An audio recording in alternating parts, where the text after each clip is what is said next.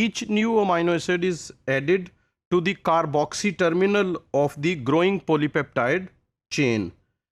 This is often referred as a synthesis in the amino to carboxy terminal direction.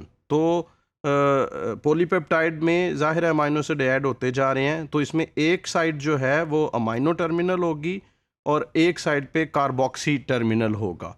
तो जो नया amino acid add किया जाता है वो हमेशा कार्बोक्सी टर्मिनल की साइड पे ऐड किया जाएगा. The ribosome catalyzes a single chemical reaction, and that chemical reaction is the formation of peptide bond. When a new amino acid arrives, it is linked to the already existing polypeptide through the formation of peptide bond, and this reaction is catalyzed by the ribosome. This reaction occurs between the amino acid residue at the carboxy terminal and the growing polypeptide and of the growing polypeptide and the incoming amino acid to be added to the chain. तो जो already मौजूद है polypeptide उसका जो carboxy terminal है इसके दरमियान और जो नया अमाइनो एसिड ऐड हो रहा है इसके दरमियान ये बॉन्ड जो है ये बनेगा.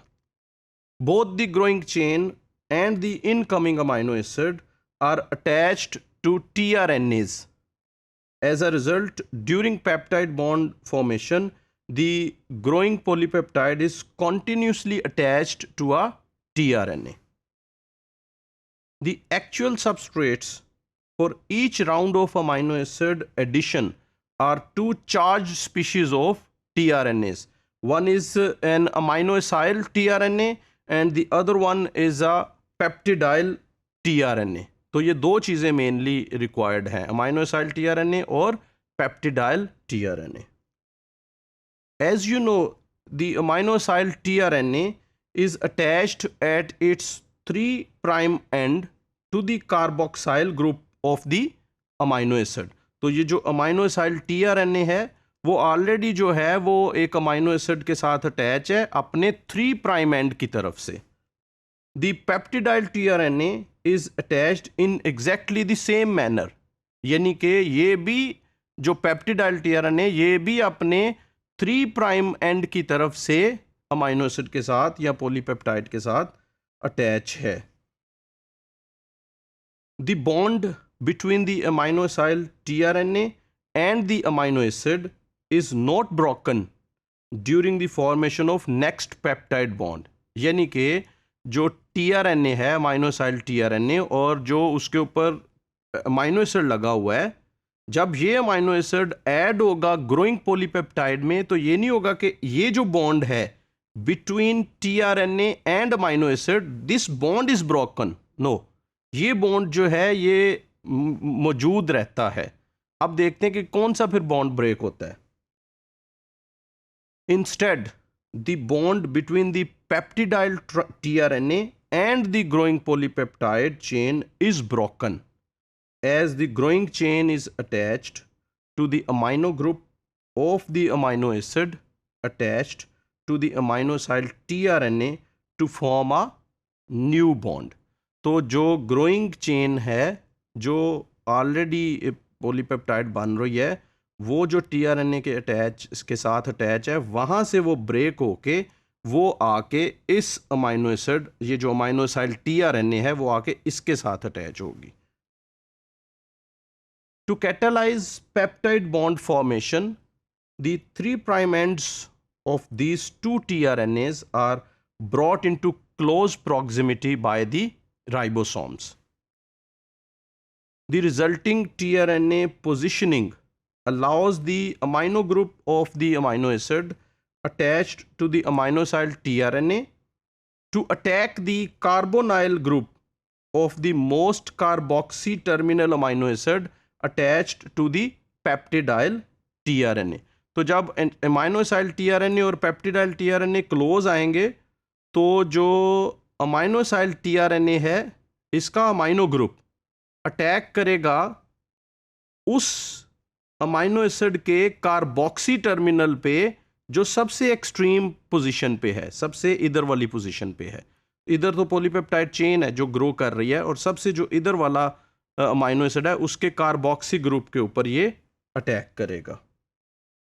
The result of this nucleophilic attack is the formation of a new peptide bond between the amino acid attached to the tRNAs and the release of the polypeptide chain from the peptidyl transfer tRNA. तो peptidyl tRNA से ये जो polypeptide chain है ये release हो जाएगी. तो इसमें जैसे आप देख सकते हैं कि इसमें ये जो है ये अमाइनो एसिड tRNA है और इसके साथ एक अमाइनो एसिड अटैच है, और ये जो है ये पेप्टिडाइल tRNA है, इसके साथ जो है ये ज़्यादा अमाइनो एसिड्स अटैच हैं.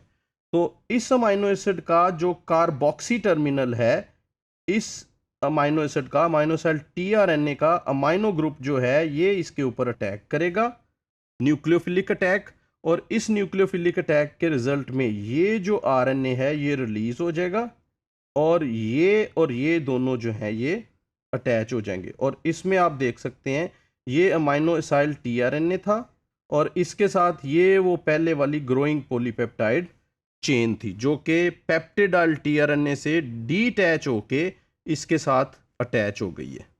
There are two consequences of this method of polypeptide synthesis. First, this mechanism of peptide bond formation requires that the amino terminus of the protein be synthesized before the carboxy terminus. एक बात. Second, the growing polypeptide chain is transferred from the peptidyl tRNA to the amino acyl tRNA. For this reason, the reaction to form a new peptide bond is called the peptidase transferase reaction. Interestingly, peptide bond formation takes place without the simultaneous hydrolysis of a nucleoside triphosphate. यानी कि जब ये bond बन रहा होता है तो साथ ही ATP सिंथेसिस नहीं हो रही होती, ये जो है साइमल्टेनियसली ATP ब्रेकडाउन ये साथ साथ नहीं हो रही होती. This is because peptide bond formation is driven by breaking the high energy acyl bond that joins the growing polypeptide chain to the tRNA. तो बल्कि ये जो acyl bond जो है बना हुआ है जो पॉलीपेप्टाइड और tRNA के दरमियान है, ये बॉन्ड ब्रेक किया जाता है और ये एक हाई एनर्जी बॉन्ड है.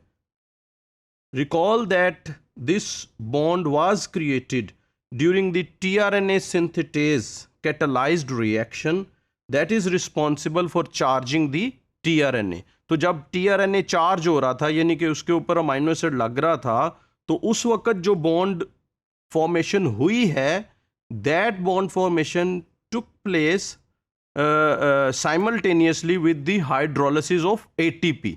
तो इसका मतलब है ATP हाइड्रोलिसिस से जो एनर्जी वहाँ पे जनरेट हुई थी वो इस बॉन्ड में आ गई, और फिर अब जब नया अमाइनो एसिड इसके साथ आके अटैच होगा तो यही एनर्जी जो है वो नया बॉन्ड बनाने में यूज होगी. And the charging reaction involves the hydrolysis of a molecule of ATP. Thus, the energy for peptide bond formation originates from the molecule of ATP that was hydrolyzed during the tRNA charging reaction.